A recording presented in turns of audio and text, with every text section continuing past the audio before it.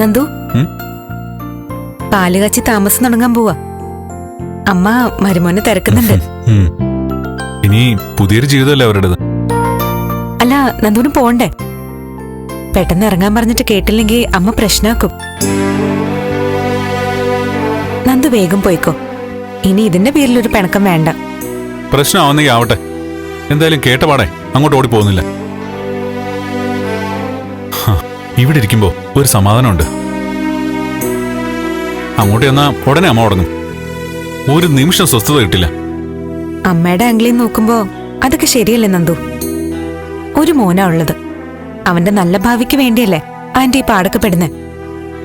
അത് ശരിയാ. റിസൾട്ട് നേരെ ഓപ്പോസിറ്റ് ആണെന്ന് മാത്രം. എനിക്കിഷ്ടമല്ലാത്ത നല്ല ഭാവിക്ക് വേണ്ടി അമ്മ എന്തിനെങ്ങനെ കഷ്ടപ്പെടുന്നേ? അത് അമ്മയ്ക്ക് മനസ്സിലാവുന്നില്ലല്ലോ. ആ, അതൊക്കെ അങ്ങനെ കിടക്കും. അതുവിടെ ഇവിടെ കാര്യങ്ങളൊക്കെ സോൾവ് ആയില്ലേ? ദേവി ഹാപ്പിയല്ലേ? പറയാനുണ്ടോ? ആ, അത് മതി. പക്ഷെ അച്ഛന്റെ കൂടെ ഞാൻ ഹോസ്പിറ്റലിലേക്ക് പോയാ ഇവിടുത്തെ കാര്യങ്ങളൊക്കെ കുഴപ്പത്തിലാവോ? ഇവർക്ക് ഇവിടെ ഒന്നും ഒട്ടും പരിചയമില്ലല്ലോ. ആ, ദേവി അതോർത്ത് ടെൻഷൻ ആവണ്ട. ഇത് നമ്മുടെ നാടല്ലേ. ഞാനും മുരളി ഇവിടെ ഇല്ലേ? ഇവിടെ ഒരു കുഴപ്പമില്ലാതെ ഞങ്ങൾ നോക്കിക്കോളാം. ഇവിടെ താമസാക്കിയ കാര്യം നന്ദുവിന്റെ അമ്മ അറിഞ്ഞാ ചോദിക്കും. ചോദിക്കട്ടെ, കാര്യം പറയും. അല്ല എന്താ? ഇങ്ങനെ എല്ലാ എക്സ്പെൻസും നന്ദു എടുത്തിട്ട് അമ്മയെ ശാരി ഇവിടെ താമസിപ്പിക്കുന്നതില് എനിക്കൊട്ടും താല്പര്യമില്ല. എന്തെങ്കിലും ഒരു വഴി കണ്ടേ പറ്റൂ. അല്ല, എന്താ താൻ ഉദ്ദേശിച്ചേ? ശാരിക്കും അമ്മയ്ക്കും ജീവിച്ചു പോണം. വാടക കൊടുക്കണം. അതിനൊരു ഇൻകം വേണം. എത്ര നാളാന്ന് വെച്ചാ നന്ദുവിനെ ഇങ്ങനെ ബുദ്ധിമുട്ടിക്ക? ഏയ്, എനിക്ക് ബുദ്ധിമുട്ടൊന്നുമില്ല. പിന്നെ സ്വന്തം വരുമാനത്തിൽ ജീവിക്കണമെന്നത് ഒരു മോശം കാര്യമൊന്നുമല്ല. ഒരു കാര്യം ചെയ്യാം. ശാരിക്ക് കമ്പനിയിൽ ഒരു ജോലി ശരിയാക്കാം. എന്താ? ആ, അങ്ങനെ ഒരു ജോലി കിട്ടിയാ വലിയ കാര്യമായിരിക്കും.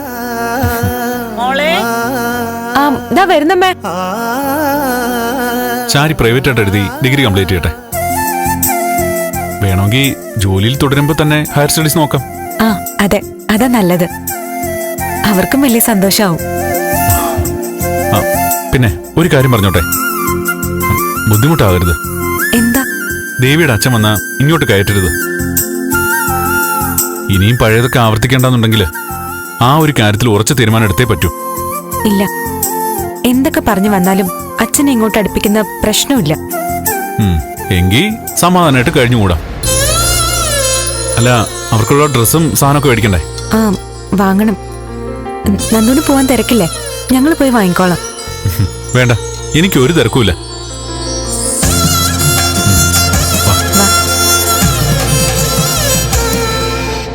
അമ്മ, ഞാൻ സൈറ്റിലെത്തി. ഇടയ്ക്കിടയ്ക്കുള്ള ഈ വിളിയുണ്ടല്ലോ, അതാ എനിക്കൊരു ബുദ്ധിമുട്ട്. ഞാനെന്താ കൊച്ചുകുട്ടിയാണോ? ആ, ശരി ശരി. ചന്ദ്രോത്ത് ഒരു കുറവുമില്ല. ആ, ശരി. ആഹാ, അപ്പൊ ഇന്നു മുതല് എന്റെ മീര ഫ്രീ ആയി അല്ലേ? അതെ, ഇനിയൊരു 6 മാസത്തേക്ക് ബാലുന്റെയും ചന്ദ്രയുടെയും ശല്യമില്ല. ആ, പറയാൻ പറ്റില്ല. അച്ഛനൊരു കുറഞ്ഞ പുള്ളി അല്ലല്ലോ. ഇനി വീടിന്റെ മുകളിൽ വലിയ റഡാറുകൾ സെറ്റ് ചെയ്തിട്ടായിരിക്കും പോയിരിക്കുന്നത്. ശരിയാ, പ്രഭാന്റി മതി. അവർക്ക് രണ്ടുപേർക്കും ചെയ്യാവുന്നതിന്റെ ഡബിൾ ആന്റി. ഏയ്, പ്രഭാന്റിക്ക് മീരെ വലിയ ഇഷ്ടമല്ലേ? അപ്പൊ വലിയ സ്ക്രീനിങ് ഒന്നും കാണില്ല. സൂക്ഷിച്ചു നിന്നോണം. എന്റെ അമ്മയ്ക്ക് എന്നെ ഇഷ്ടമല്ലാഞ്ഞിട്ടാണോ? കുറച്ചു നാളായിട്ട് ഇടവും വലവും തിരിയാൻ സമ്മതിക്കുന്നില്ലെന്നേ ഉള്ളൂ. അവരെ പറഞ്ഞിട്ട് കാര്യമില്ല. മാതാപിതാക്കളെ സംബന്ധിച്ച് അവരെ ഒരു കൈ പിടിച്ച് ഏൽപ്പിക്കും വരെ അവർക്ക് സ്വസ്ഥമായിട്ട് ഉറങ്ങാൻ പറ്റില്ല. അവരേതെങ്കിലും മോശമായ ബന്ധങ്ങളിൽ പെട്ടുപോകുന്നുള്ള ഭയം സദാ അവരെ അലട്ടിക്കൊണ്ടേയിരിക്കും. ഏത് സിനിമയിലെ ഡയലോഗാ? അങ്ങനെ തോന്നിയോ? ശരിക്കും തോന്നി. ആ, എന്നാ കറക്റ്റാ. ഇന്നലെ അഭിനയിച്ച സീന നല്ലതല്ലേ? കുഴപ്പമില്ല. പെൺകുട്ടികളെ കുറിച്ചുള്ള അച്ഛനമ്മമാരുടെ ആകുലതകളൊക്കെ അവിടെ തൽക്കാലം നിൽക്കട്ടെ. നമുക്കെന്നാ ഒരു പെൺകുട്ടിയെ കിട്ടുക? എനിക്ക് കിട്ടിയതെല്ലാം ഞാൻ അവക്ക് തിരിച്ചു കൊടുത്തോളാം. അയ്യോ, എന്റെ മോളെ, നിന്റെ കാര്യം പോക്കാ. ഒന്ന് പോടാ. അപ്പൊ എന്താ പരിപാടി? ഇന്നെനിക്ക് വേഗം പോണം. എന്താ അത്ര ധൃതി? പ്രഭാന്റി ആണല്ലോ വാർഡൻ. തുടക്കം തന്നെ അടിക്കണ്ട. സന്ധ്യയ്ക്ക് മുമ്പ് വീട്ടിലെത്തി കുളിച്ച് നാമം ജപിച്ചങ്ങ് ഇരുന്നേക്കാം. കുറച്ചു ദിവസം കഴിഞ്ഞിട്ട് അലമ്പായ പോരെ? മതി മതി. ആ 2 ദിവസം നമുക്ക് എസ്റ്റേറ്റിൽ പോയാലോ? ഏ? കുറച്ചു നാളായില്ലേ, ഇപ്പൊ നല്ല ക്ലൈമറ്റാ. എങ്ങനെയാ പരിപാടി? എനിക്കൊന്ന് പ്രിപ്പയർ ചെയ്യണം. അതെ, നമ്മൾ പോകുന്നു, എൻജോയ് ചെയ്യുന്നു, തിരിച്ചു തോന്നുമ്പോ പോരുന്നു. That's all. അയ്യടാ, എനിക്ക് നിന്നെ പോലെ തോന്നുമ്പോ പോവാനും തോന്നുമ്പോ തിരിച്ചു കയറി ചെല്ലാനും പറ്റുമോ? ഓ, നമ്മുടെ പ്ലാൻ ഫിക്സ് ചെയ്യുന്നതിന് മുമ്പേ പ്രഭാന്റിയോട് പറയാൻ പറ്റിയൊരു നുണ ഉണ്ടാക്കണം. നമ്മൾ ഈ വീക്കെൻഡിൽ പോകുന്നു. Okay, Saturday early morning. ആ പിന്നെ എപ്പോ തിരിച്ചു വരുമെന്നൊന്നും പറയണ്ട. എന്താ? ആ, നല്ല മൂഡാണെങ്കിൽ ഒരു ദിവസം കൂടി എക്സ്റ്റെൻഡ് ചെയ്യണം തോന്നിയാലോ? അയ്യടാ, അതിന്റെ ആവശ്യം വരില്ല കേട്ടോ. ഓ, നീ വേഗം എന്നെ ഡ്രോപ്പ് ചെയ്തേ. കേറിക്കോ.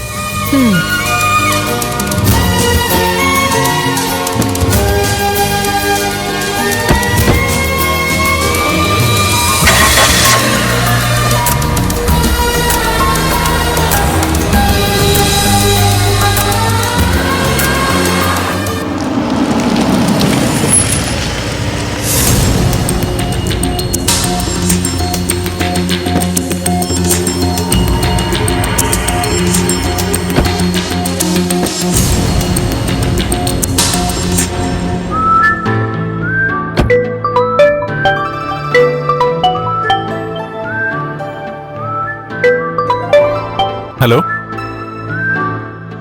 ആ ഓ, വിളിച്ചിരുന്നോ? ആ ഞാനിത്തിരി തിരക്കിലായിപ്പോയി. നിക്ക്.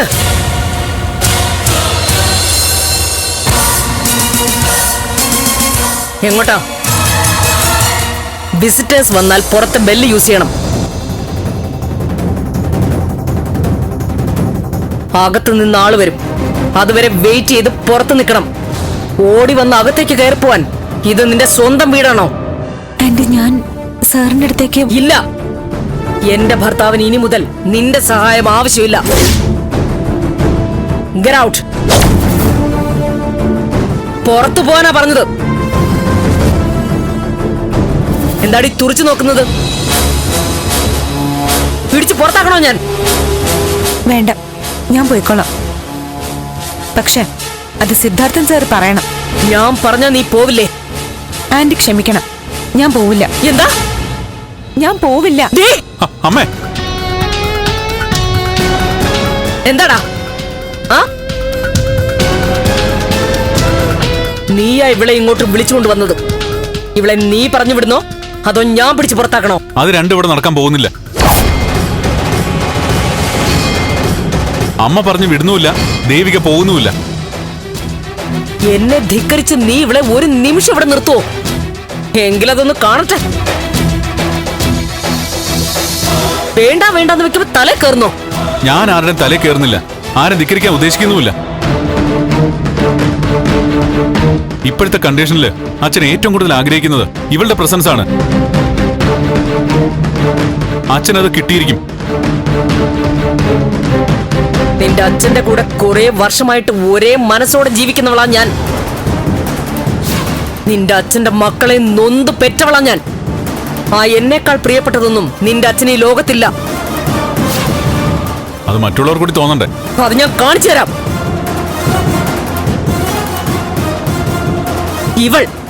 ഇവളാ അതിന് തടസ്സം. എന്റെ ഭർത്താവിന് വേണ്ടത് എന്താണെന്ന് മനസ്സിലാക്കി കൂടെ നിൽക്കാൻ. ഇനിയൊരു പെയ്ഡ് സെർവന്റിന്റെ ആവശ്യം ഇവിടെ ഇല്ല.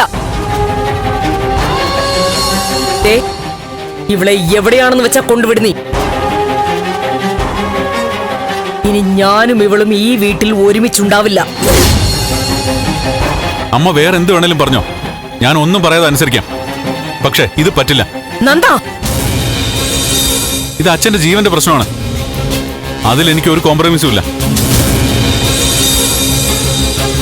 അമ്മ ഈ കാര്യത്തിൽ ഇങ്ങനെ വാശി പിടിക്കരുത്, പ്ലീസ്. ദേവി, മുകളിലേക്ക് ചെല്ല്. അച്ഛൻ്റെ അടുത്തേക്ക് പോ.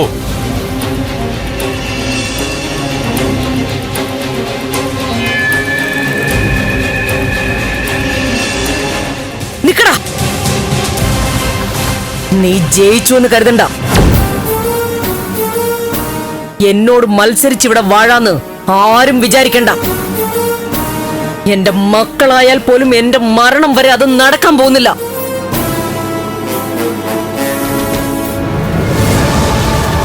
പറഞ്ഞില്ലേ അമ്മേ, അമ്മ എന്താ അച്ഛന്റെ മനസ്സ് കാണാൻ ശ്രമിക്കാത്തെ? ഇപ്പൊ അച്ഛന്റെ മനസ്സിൽ ഒരു ചെറിയ അസ്വസ്ഥത പോലും ഉണ്ടാകാതെ നമ്മൾ നോക്കണ്ടേ? അതിന് വേണ്ടത് എന്താന്ന് വെച്ചാ ചെയ്യാൻ ശ്രമിക്കുന്നു. അത്രയല്ലേ ഞാൻ ചെയ്തോളൂ. ഇവിടെ ആരും അമ്മയോട് മത്സരിക്കാറായില്ല. പോരെ? വേണ്ട, നീ ഒന്ന് ശ്രമിച്ചു നോക്ക്, ഞാൻ മനസ്സിലാക്കി തരാം. ഈ നാട്ടിൽ ആയിരക്കണക്കിന് കിടപ്പ് രോഗികളുണ്ട്. അവരെ അറ്റൻഡ് ചെയ്യാൻ ആയിരക്കണക്കിന് നഴ്സുമാരും ഉണ്ട്. അതിലൊരുത്തി ഞാൻ അവളെ അങ്ങനെ കാണുന്നുള്ളൂ. നീയും അങ്ങനെ തന്നെ കണ്ടാ മതി. അല്ലെന്ന് ഞാൻ പറഞ്ഞു അമ്മേ. അല്ലെന്ന് നാവ് കൊണ്ട് പറയണ്ട, പ്രവൃത്തി പറയുന്നുണ്ട്. ഞാൻ എന്ത് ചെയ്തെന്ന് അമ്മ പറയുന്നേ? അവൾക്ക് വേണ്ടി നീ ഒന്നും ചെയ്യുന്നില്ലേ? നീ എന്തിനാ മംഗലശ്ശേരിക്ക് പോയത്? അവളുടെ അമ്മയും അനിയത്തിയെയും വീടെടുത്ത് താമസിപ്പിക്കാൻ നീ ആരാ? നിനക്കെന്താ അവരുടെയൊക്കെ കാര്യങ്ങളിൽ ഇത്രയും താല്പര്യം? നീ ആരാ അവരുടെ? ഓ, അതാണോ ഇത്ര വലിയ കുറ്റമായിട്ട് അമ്മ കണ്ടുപിടിച്ചേ? ഇപ്പൊ എന്റെ സ്ഥാനത്ത് അച്ഛനാണെങ്കിൽ എന്താ സംഭവിക്കുക? അമ്മ പറ. ഇവിടെ നമുക്ക് വേണ്ടി ജോലി ചെയ്യുന്ന ഒരാളുടെ പ്രശ്നത്തില് ന്യായം ഉണ്ടെങ്കിൽ ഇടപെടുവോ? അമ്മയുടെ ഈ സൈലൻസിന്റെ അർത്ഥം എസ് ആണെന്ന് എനിക്കറിയാം. അത്രയും ഞാൻ ചെയ്തോളൂ. കാർത്തികനെ അറസ്റ്റ് ചെയ്തു. ഇനി അയാളുടെ വീട്ടിൽ അവർക്ക് താമസിക്കാൻ പറ്റില്ല. ഞാൻ അവർക്ക് ഒരു വീട് എടുത്തു കൊടുത്തു. വാടക അവർ കൊടുത്തോളും. ഞാൻ അത്രേ ചെയ്തോളൂ. ദേവികയുടെ വീട്ടുകാർ എവിടെ താമസിച്ചാലും അമ്മയ്ക്കെന്താ? ഈ വീട്ടിലുള്ളവർക്ക് എന്താ? അവളുടെ സർവീസ് കൃത്യമായിട്ട് കിട്ടുന്നുണ്ടോ എന്ന് നോക്കണം. അത്രയല്ലേ വേണ്ടൂ? മതി, അത്രയും മതി. അത്രേ പാടുള്ളൂ. ഇത് ഞാനങ്ങ് വിട്ടുകളയൊന്ന് നീ കരുതണ്ട. എവിടെ വരെ പോകുന്നു നമുക്ക് കാണാം.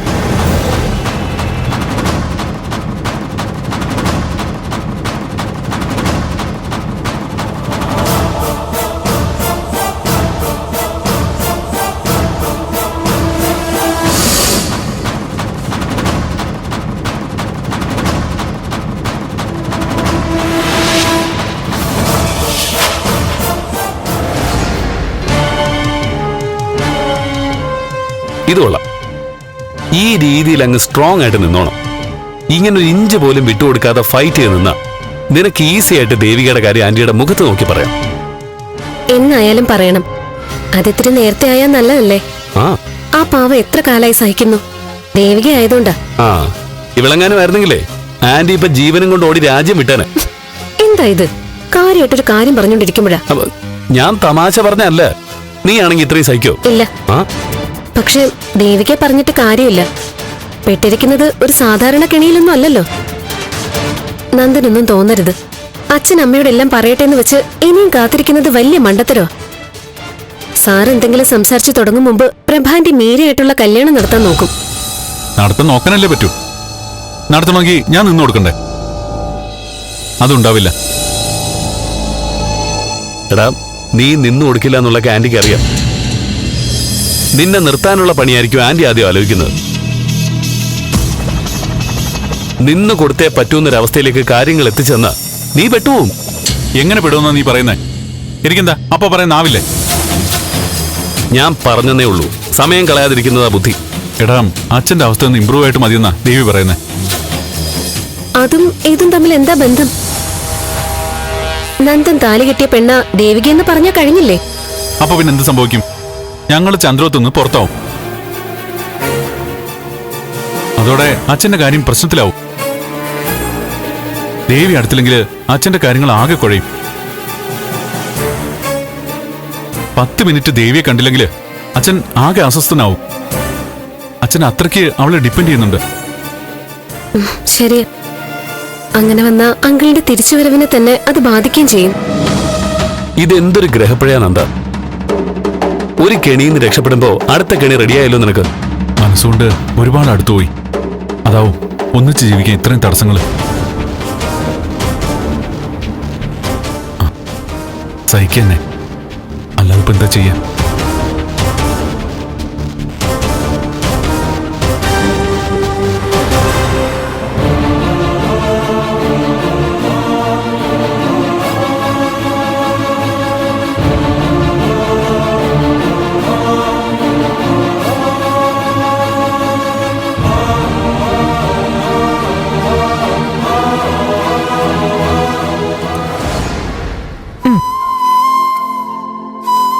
ഹരിയങ്ങളാ ശരിക്കും എനിക്ക് രക്ഷയായത്. അങ്കിള് തക്ക സമയത്ത് നല്ല സ്ട്രോങ് ആയിട്ട് ഇടപെട്ടതുകൊണ്ടാ എനിക്ക് ശാരിയെ രക്ഷപ്പെടുത്താൻ കഴിഞ്ഞത്. അവിടെ നിൽക്കുമ്പോ ശരിക്കും ഞാൻ അച്ഛനെ മിസ് ചെയ്തു. അച്ഛൻ നല്ലപോലെ ഇരിക്കുന്ന സമയത്തായിരുന്നെങ്കിൽ ഇതിന്റെ ഒന്നും ആവശ്യം വരില്ലായിരുന്നല്ലോ. ഡിവൈഎസ്പിയും പോലീസുകാരും ഒക്കെ വലിയ ബഹുമാനത്തോടെയാ എന്നോട് സംസാരിച്ചത്. ശാരിയുടെ അമ്മയുടെ ഒക്കെ കണ്ണു തള്ളിപ്പോയി. അവർക്ക് നടന്നതൊക്കെ വിശ്വസിക്കാൻ പറ്റുന്നുണ്ടായിരുന്നില്ല. നേരത്തെ സൂചന കൊടുത്തില്ലേന്നല്ലേ? കൊടുത്തിരുന്നു. പക്ഷെ ഇത് ഇത്രയ്ക്ക് മാരകമായി പോവെന്ന് അവര് വിചാരിച്ചില്ല. എന്തായാലും സംഭവം നല്ല വെടിപ്പായിട്ടങ്ങ് കൈകാര്യം ചെയ്തു. ഇനി മംഗലശ്ശേരി കുടുംബത്തിന് കാർത്തികേയനെ പേടിച്ച് ജീവിക്കണ്ട.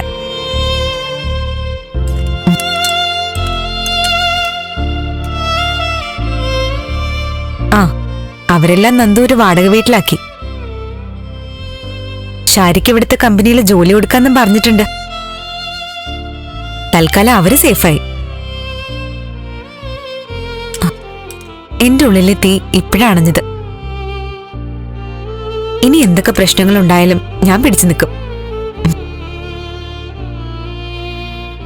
ഇവിടെ നന്ദുവിന്റെ അമ്മയോട് ചിലപ്പോഴൊക്കെ എതിർത്ത് സംസാരിക്കേണ്ടി വരുന്നു എന്നുള്ള കുറ്റബോധേ ഉള്ളൂ.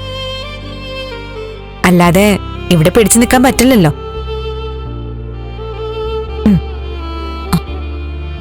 ആന്റിക്ക് എന്നോട് നല്ല ദേഷ്യമുണ്ട്. എന്നെ ഇവിടുന്ന് പറഞ്ഞു വിടാൻ എല്ലാ വിധയും നോക്കും. പക്ഷേ ഞാൻ അച്ഛന് തന്ന വാക്ക് തെറ്റിക്കില്ല. എത്രയൊക്കെ സഹിക്കേണ്ടി വന്നാലും ഞാൻ നിങ്ങളെ വിട്ടു പോവില്ല. മതിയായോ? എന്നാ ശരി. ഞാനേ വീട്ടിലേക്ക് അമ്മയൊന്ന് വിളിക്കട്ടെ.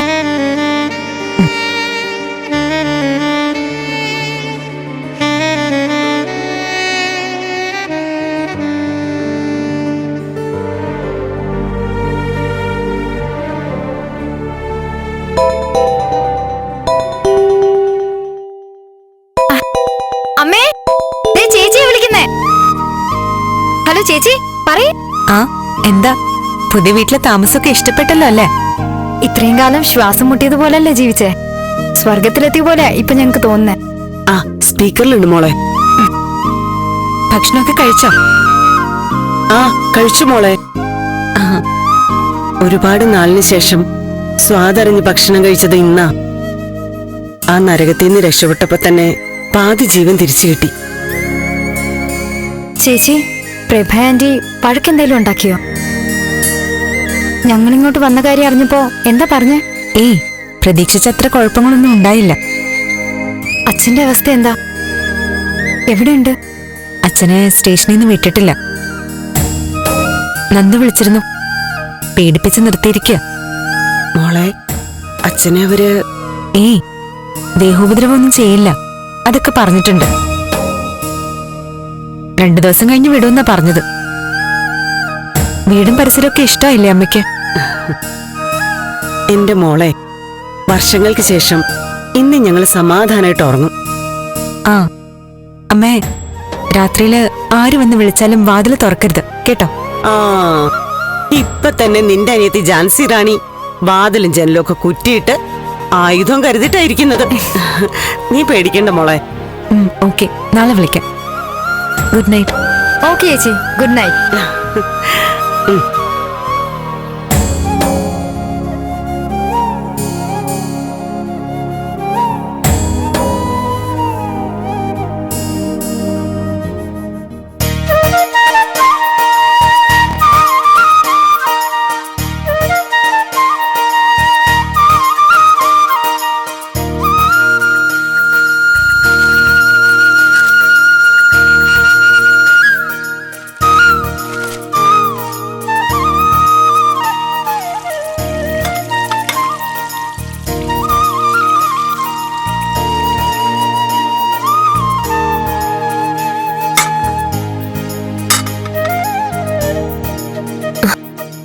ചായ എപ്പോ തരാട്ടമ്മേ? വേണ്ട മോളെ, എനിക്കിപ്പോ ഒന്നും വേണ്ട. ഒന്നും കീഴ്പോട്ട് ഇറങ്ങില്ല. എന്തു പറ്റി? അമ്മയ്ക്ക് സുഖമില്ലേ? ഏയ് പനിയൊന്നുമില്ലല്ലോ. ശരീരം വേദനയുണ്ടോ? ശരീരത്തിനല്ല, മനസ്സിന് അസുഖം. എന്തു പറ്റി? മോൾക്ക് അമ്മയോട് എന്തെങ്കിലും ദേഷ്യമുണ്ടോ? എന്തിന്? ഞാനൊരു ശുദ്ധഗതിക്കാരിയാ. മനസ്സിലുള്ളത് മുന്നും പിന്നും നോക്കാതെ വിളിച്ചു പറഞ്ഞു പോവും. ഉള്ളിലൊന്നും ഉണ്ടാവില്ല. മോളുടെ കല്യാണം നടക്കുന്നതിന്റെ തലേന്ന് മോളുടെ അച്ഛൻ ഇവിടെ വന്നിരുന്നു. അറിഞ്ഞു. ഞാൻ എന്തൊക്കെയോ വിളിച്ചു പറഞ്ഞു. വാസുകൊച്ചേട്ടന്റെ മനസ്സ് വല്ലാതെ നൊന്നിട്ടുണ്ടാവും.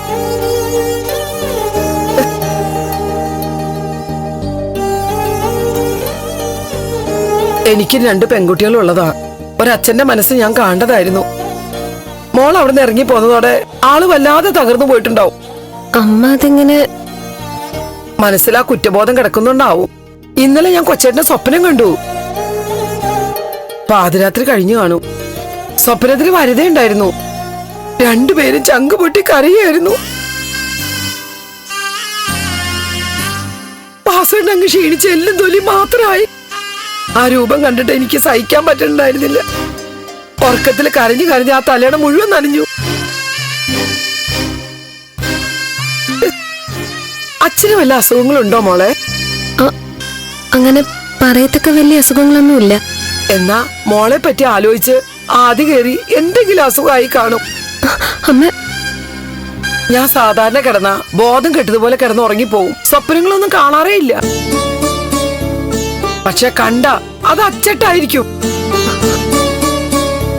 വിയ്യപുരത്തെ കോമഡി ചിറ്റപ്പൻ നല്ല തണ്ടും തടി ആരോഗ്യമൊക്കെ ഉള്ള ഒത്ത ആളായിരുന്നു. ഇതുപോലൊരു ദിവസം സ്വപ്നത്തിൽ വന്ന് കരഞ്ഞു. എന്തു പറ്റി ചിറ്റപ്പന്? ചിറ്റപ്പന് വെള്ളപ്പണിയായിരുന്നു. പുഴയിലൂടെ വെള്ളം കുത്തി പോകുമ്പോ ചാഞ്ഞു നിന്ന് തെങ്ങേന്ന് ഒരു തേങ്ങ പിരിക്കാൻ നോക്കിയതാ. വള്ളപ്പടിയിൽ നെഞ്ചു തല്ലി വീണു. 3 ദിവസേ കിടന്നുള്ളൂ. അയ്യോ, മോളുടെ അച്ഛൻ അങ്ങനെയൊന്നും ഉണ്ടാവില്ല. പക്ഷെ മനപ്രയാസമുണ്ട്, നല്ല മനപ്രയാസമുണ്ട്, അതുറപ്പാ. അതുകൊണ്ട് അമ്മ പറഞ്ഞ മോള് കേക്കുവോ? അമ്മ പറഞ്ഞു. ഞാൻ എന്താ വേണ്ടേ? മോള് രാവിലെ തന്നെ അവനെ വിളിച്ചോണ്ട് പോയി അച്ഛനും അമ്മയും ഒന്ന് കാണണം.